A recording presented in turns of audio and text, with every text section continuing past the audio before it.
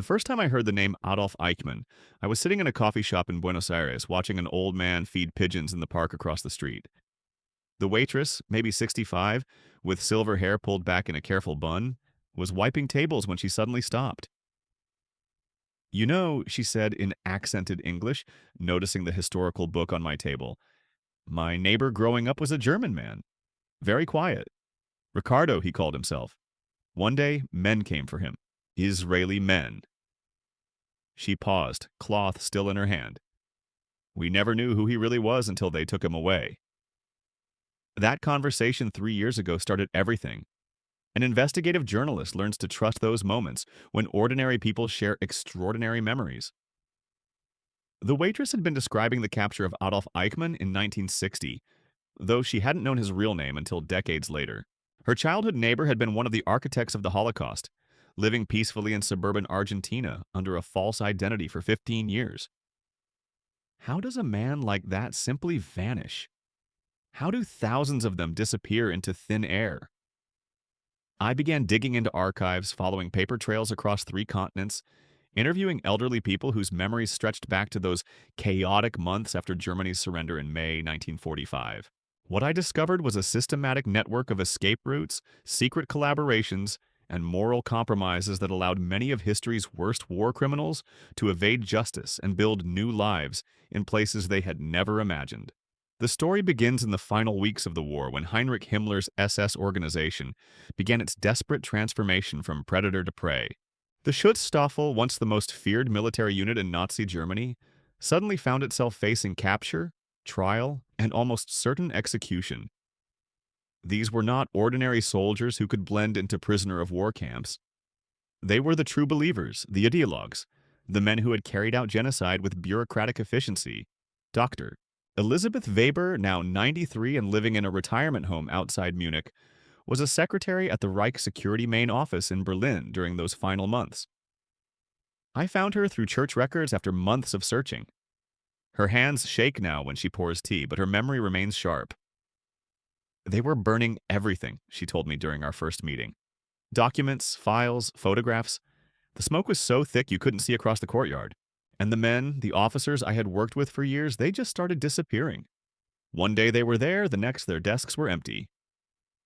The SS had become a massive organization by 1945 with over 1 million members spread across Europe. When the collapse came, most ordinary members were simply captured by Allied forces and processed as prisoners of war.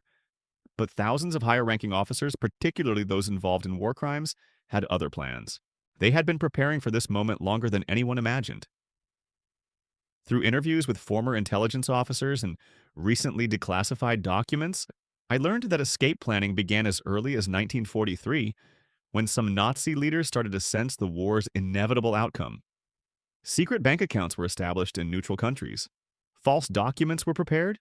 Contact networks were quietly built with sympathizers in South America and elsewhere. The escapes took many forms. Some were dramatic, like the breakout of Nazi war criminals from Allied prison camps. But most were bureaucratic sleights of hand, men who simply walked away from processing centers in the chaos of victory, armed with forged papers and hidden cash. Father Klaus Holtzmann, now 78, was a young seminarian in Rome in 1946 when he witnessed something that still troubles him. I met him at a small cafe near the Vatican after he agreed to speak on condition of anonymity. There was a network, he said, stirring sugar into his espresso with deliberate slowness. Priests who believed they were helping refugees, Catholic refugees fleeing from the Russians. But some of us suspected... He paused for a long moment. Some of us suspected these men were not what they claimed to be. What Father Holtzmann was describing was part of what intelligence historians now call the rat lines, escape routes that helped Nazi war criminals flee Europe for South America. According to documents released by the Argentine government in 2025, as many as 9,000 Nazi war criminals and their collaborators reportedly escaped to Argentina, up to 5,000, Brazil up to 2,000, and Chile up to 1,000. These weren't haphazard escapes. They were sophisticated operations involving forged Red Cross documents, falsified Argentine passports, and carefully planned sea voyages. The routes were supported by a network that included Catholic clergy, South American diplomats, and even some American intelligence officers who saw these former Nazis as potential assets in the developing Cold War.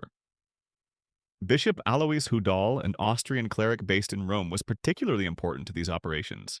In his own memoirs, published years later, Hudal admitted, "I thank God that he allowed me to visit and comfort many victims in their prisons and concentration camps, and to help them escape with false identity papers." The moral compromises were staggering. Men who had overseen mass murder were being issued documents that described them as Catholic refugees fleeing communist persecution. The International Committee of the Red Cross, though largely unaware of the deception, became an unwitting accomplice when blank forms were accessible to Hudal, and the signature of the ICRC official was confirmed to be forged in a number of cases. In Argentina, President Juan Perón welcomed these immigrants with open arms. His motivations were complex, partly ideological sympathy with fascism, partly a pragmatic desire to acquire European technical expertise for his country's development. Perón appointed anthropologist Santiago Peralta, an avowed anti-Semite, as his immigration commissioner, and Ludwig Freude's son Rodolfo as the head of the country's first intelligence bureau. The two Perón subordinates evidently aided European war criminals by streamlining their pathway to citizenship and employing them within their departments. But South America was not the only destination for escaping SS officers. In one of history's most morally complex operations, the United States itself became a haven for Nazi scientists and technical experts through Operation Paperclip. I spoke with Dr. Michael Harrison, a historian at the National Archives in College Park, Maryland, who has spent decades studying declassified intelligence files. "People think Operation Paperclip was just about rocket scientists," he told me, "but it was much broader than that. More than 1,600 German scientists, engineers, and technicians were taken from former Nazi Germany to the U.S. for government employment after the end of World War II in Europe between 1945 and 1959. The operation was secret for good reason. President Harry Truman had explicitly forbidden the recruitment of Nazi party members or active Nazi supporters. But intelligence officials systematically ignored this directive.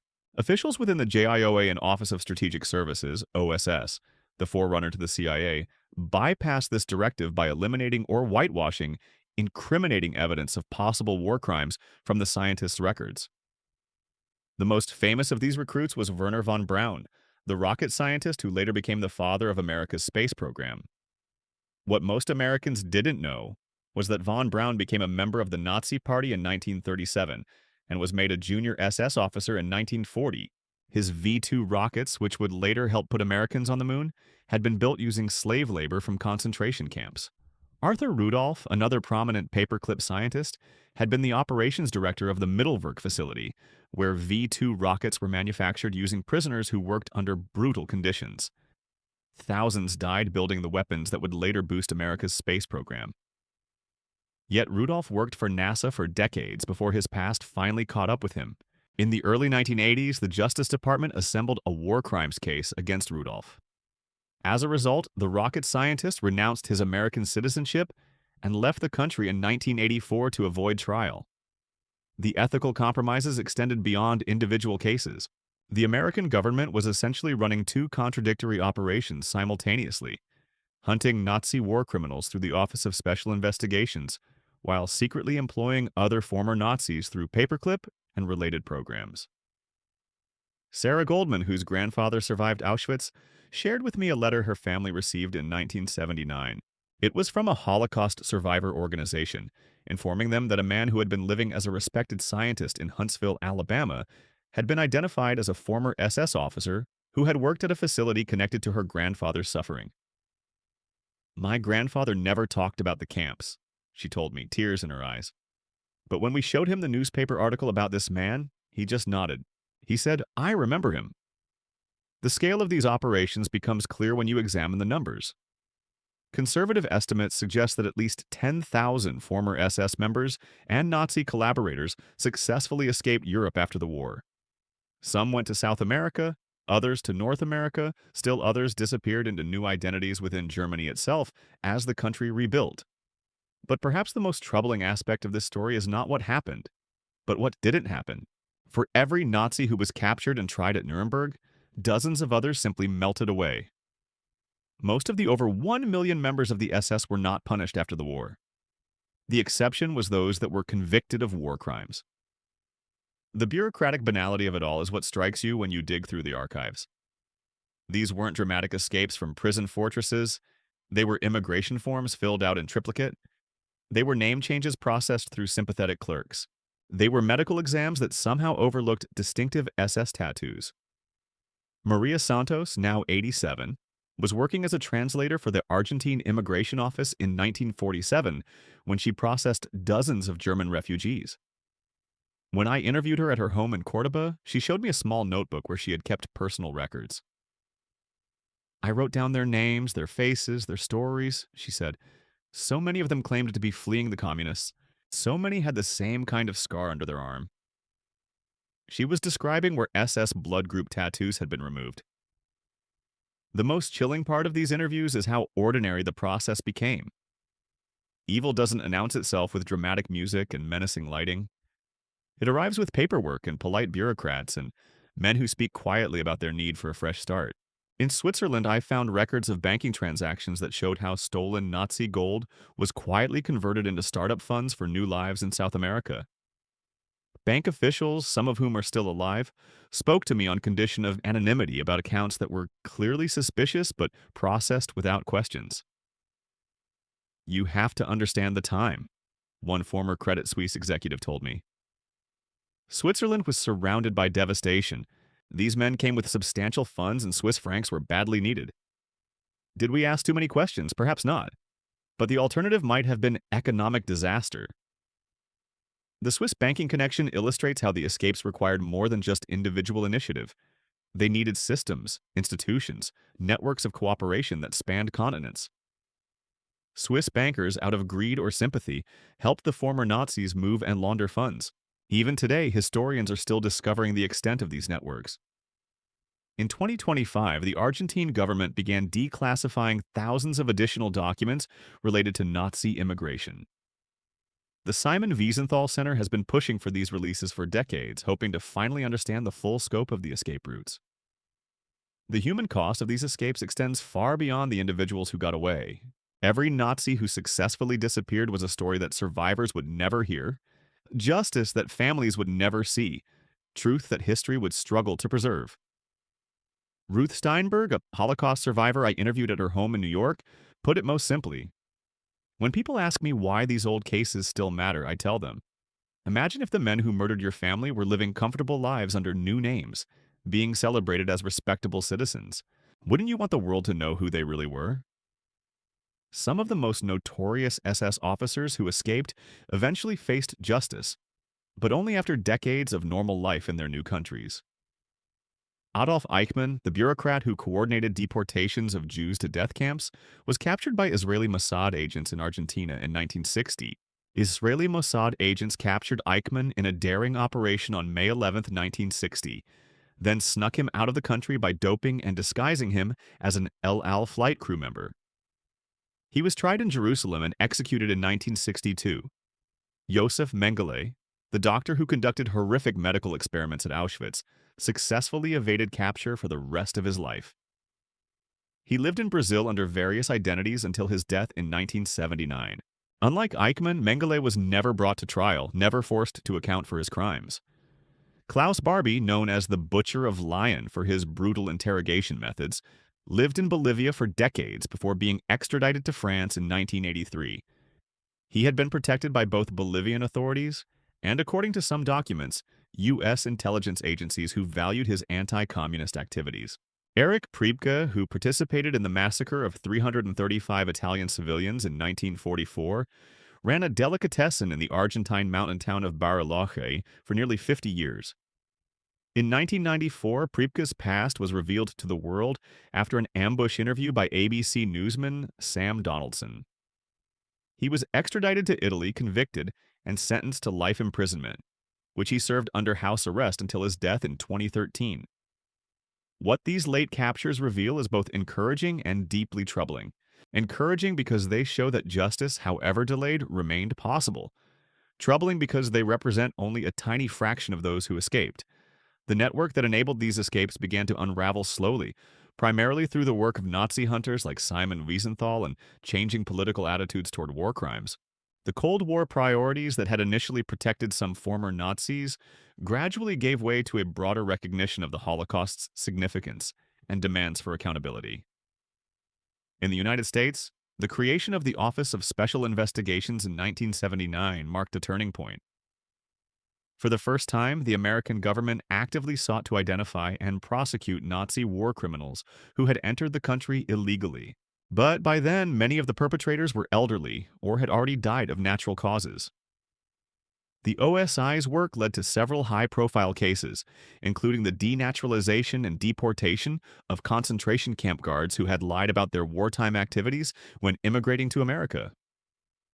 But it also revealed the extent to which U.S. government agencies had previously turned a blind eye to, or actively facilitated, the entry of war criminals. The moral reckoning with Operation Paperclip came even later. Investigative journalism in the 1970s led to a series of hearings on Project Paperclip in the U.S. House of Representatives, which concluded that American military leaders had made morally bankrupt decisions on the grounds of national security. Today, the last survivors of that generation are dying. The SS officers who escaped, their victims, the intelligence officials who helped them, the priests who provided false documents, the bank executives who laundered their money, almost all of them are gone now. What remains are documents, testimonies, and the historical record that researchers continue to piece together. The Argentine document releases of 2025 provide new insights into how the rat lines operated, but they also underscore how much we still don't know. Each declassified file raises new questions about the scope of the networks, the number of people involved, and the extent of institutional complicity. Father Holzman, the former seminarian I interviewed in Rome, now speaks more openly about what he witnessed in the 1940s. "We told ourselves we were helping Catholic refugees," he said during our final meeting. "But deep down, some of us knew better.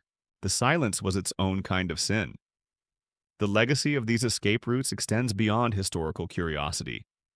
They represent a systematic failure of the international community to ensure accountability for genocide and war crimes. They demonstrate how quickly moral clarity can be compromised by political expediency and personal interest. Perhaps most importantly, they show how evil can successfully rebrand itself when institutions fail to ask difficult questions. The same bureaucratic systems that enabled the Holocaust, the careful documentation, the official stamps, the processed paperwork, were used to help its perpetrators escape justice. In my 3 years of reporting this story, I've interviewed dozens of people across multiple continents. Some were victims, some were witnesses, some were perpetrators, some were facilitators. The common thread in all their stories is how ordinary the extraordinary can become when people choose not to see what's in front of them. The waitress in Buenos Aires was right to notice when her quiet German neighbor was taken away. She was observing the end of one of history's most successful disappearing acts. But for every Ricardo Clement who was eventually caught, how many others lived out their days in anonymous comfort, their true identities known only to themselves? That question haunts every researcher who studies this period. We can document the networks, trace the bank transfers, interview the survivors. But we cannot resurrect the voices that were permanently silenced or restore the justice that was indefinitely delayed. What we can do is remember that the escape routes that spirited Nazi war criminals to safety were not the product of chaos or accident. They were the result of deliberate choices made by individuals and institutions that prioritized other concerns over justice and truth. The SS may have been disbanded in 1945, but its members found new lives in every corner of the world. Some were eventually caught, some died in hiding, and some were never discovered at all. Their escapes represent one of the 20th century's most troubling examples of how bureaucracy can be weaponized to enable both mass murder and mass immunity. In the end, the question is not just what happened to the SS after World War II. It's what happened to the moral framework that should have prevented their escapes in the first place. And that framework, built on the assumption that evil announces itself clearly and institutions act with integrity, proved to be far more fragile than anyone imagined. The last escape was not from a prison camp or a war crimes tribunal. It was from accountability itself. And for thousands of Nazi war criminals, that escape was complete and permanent.